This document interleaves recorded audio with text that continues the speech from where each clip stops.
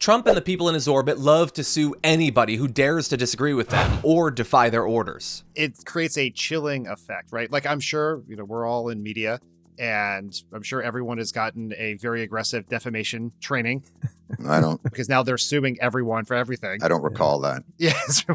I'd call your lawyer then, but it's like, and because in the sense is that there's someone is watching you and they are going to make, and even if they can't win the case, they can get your case either to discovery, they can just make you pay a bunch of money and lawyer fees, and for media, it's like, this is Trump suing Ann Selzer for an incorrect poll in an election he won, right? Right. That's the Iowa pollster who said that he was doing worse than he was actually doing. But still winning. Right? But still winning. Yeah, Yes. That's exactly right. And like that could have bankrupted the newspaper there if they eventually dropped that suit. And that affects everyone. It affects every company now has to make a decision. Like, we have just been through this with media companies. Like, is it worth, should you just settle and maybe pay a price for it over the course of your business or not? Right. Like, you have talked about this a lot. And it does, some people will stand up. Wilmer Hill stood up, folks in the media have stood up, but not everyone stands up.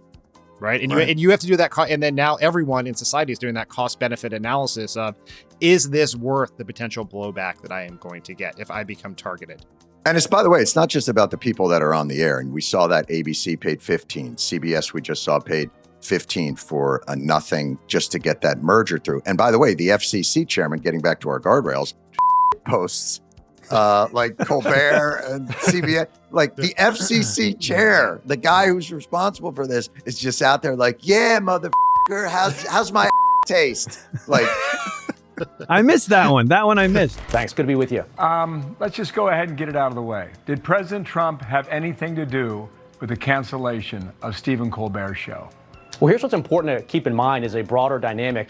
When President Trump ran for election, he ran right at these legacy broadcast media outfits and the New York and Hollywood elites that are behind it, and he smashed the facade that these are gatekeepers that can control what Americans think and what Americans can say. And once you do that, you've exposed the business model of a lot of these outfits as being nothing more than a partisan circus. And so I think there's a lot of consequences that are flowing from President Trump deciding, I'm not going to play by the rules of politicians in the past and let these legacy outfits dictate the narratives and the terms of the debate. And he's succeeding. Just look at what's happening. NPR has been defunded. PBS has been defunded. Colbert is getting cancer. You've got anchors and news media personalities losing their jobs. Again, all of this is downstream of President Trump's decision to stand up. And he stood up for the American people because the American people do not trust these legacy gatekeepers anymore. And all of this, I think, is consequences of that broader dynamic. Okay, I asked you a very direct question. I did not hear a yes or a no in your answer.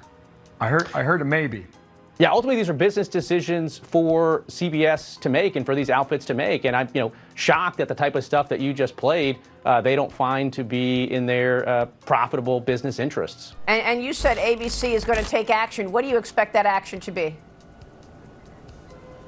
Well, we'll have to see. I mean, hopefully this journalist will either be suspended or terminated. You cannot go on these unhinged rants against administration officials and the president of the United States. And then clearly he knew he was wrong because he deleted the post as soon as he allegedly woke up this morning. You don't like certain speech? The best speech for wrong speech is more speech. The best speech for false speech is true speech. That's how it works. You have a debate and you trust we, the people, to figure it out, not some. Mr. Chairman, thank you very much. I'm inspired by your First Amendment passion. You are the you are the Jon Stewart Mill of the House of Representatives and the Voltaire of Congress, and you put me in the mood of Justice Brandeis. But I want to ask. Stop there. No, I got to keep going a little bit because I have to know whether or not your First Amendment passion and principles, which I take to be completely true, and I've always known that about you, extend to one citizen named Donald Trump. Now, let's talk about Donald Trump for a second, okay? He is, after all, I think, the President of the United States. And check this out, okay? Everybody in this room who's sitting on this side of the dais is a politician, okay? We have people say stuff about us and say stuff about our rivals and our opponents all the time. I don't know if there's anybody here who's ever sued anybody in politics for libel or defamation. I'm taking that no. I imagine a lot of us have felt like, have you? Well, I'll be curious to hear about that later, Mr. Isa. But the vast majority of us don't sue people, even when we feel really aggrieved by the mean things that people say. And yet, Donald Trump gets to be president of the United States, and suddenly he decides he doesn't like Jim Jordan's approach, which is the answer to bad speech is good speech. The answer to false speech is true speech. The answer to nonsense is the dialectics of expression. That's the spirit of the First Amendment. Well, check this one out. Donald Trump personally suing CBS for $20 billion. The president of the United States is suing CBS for $20 billion. Why? What did they say about him? Did they lie about him? Did they defame him? No, it has nothing to do with him. It has to do with the way he thinks they unfairly edited a video conversation with Kamala Harris. He said that the way the video looked in the commercial for 60 Minutes was different from the way she appeared.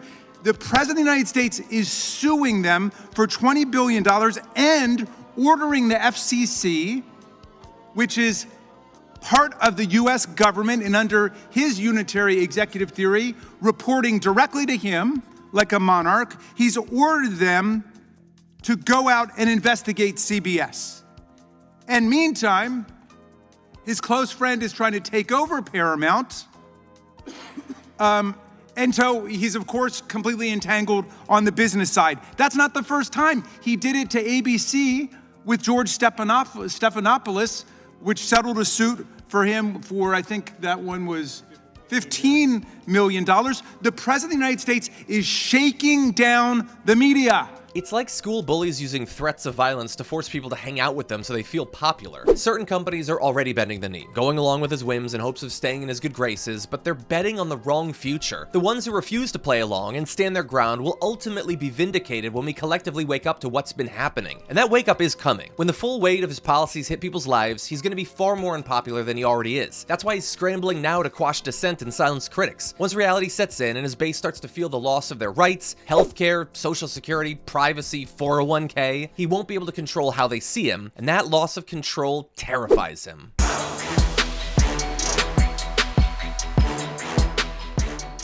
If you enjoyed that, then make sure that you never miss another video by subscribing. And if you want a little more, consider hitting the join button and becoming a member. So you're probably wondering, why would I do that? Well, when you do that, you get access to bonus content that I make every single week, and it's a lot of fun. You get custom emojis and more. If you join at tier 3, by the way, you even get access to a monthly member hangout with myself. And you'll get all that going forward, but you'll also unlock years of the back catalog that is literally 100 or more bonus clips and top 10 lists and debates and more. So what are you waiting for?